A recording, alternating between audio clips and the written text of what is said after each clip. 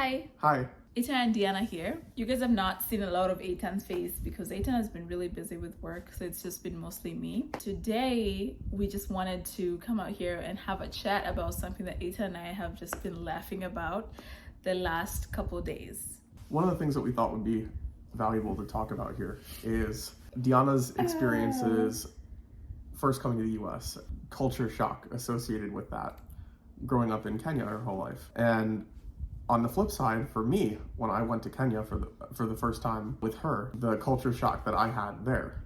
One of the first things that Diana had to familiarize herself with when she got to the US was how to get places.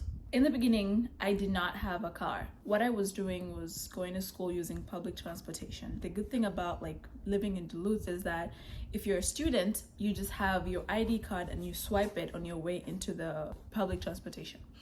And sometimes all these places had different streets.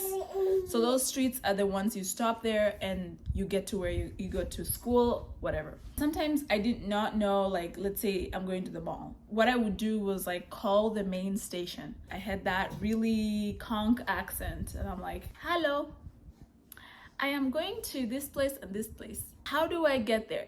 Every single time, to the point of I think they knew me because I used to call and with this same accent and just call and just okay, so I'm going to the mall and I want to get there at this time. I guess they were so mad at me because it's we're not here to just give you directions. Instead of going to the Transit Authority website or using Google Transit directions, for those of you that don't know, public transportation in the US overwhelmingly is terrible. In larger metro areas, it's significantly better, but overall, nationwide, not good. Depending on where you live, doesn't even exist. I guess I was just lucky because Duluth is a very small town. That's why I could call these people and they could answer the phone right away.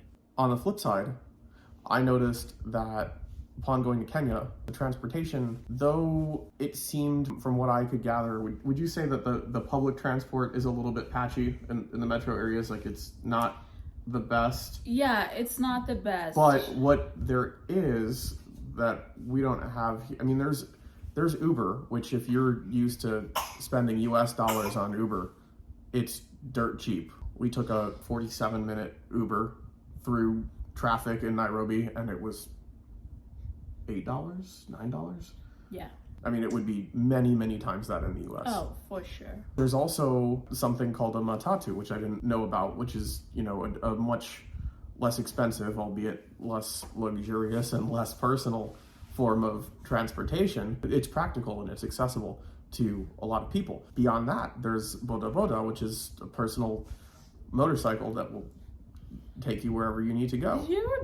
Were you ever on a boda boda? I was not. And I don't think I will. You were never too. Zuri wants to go on a boda boda. I will get my own there, but I don't think I'll ride one. Okay.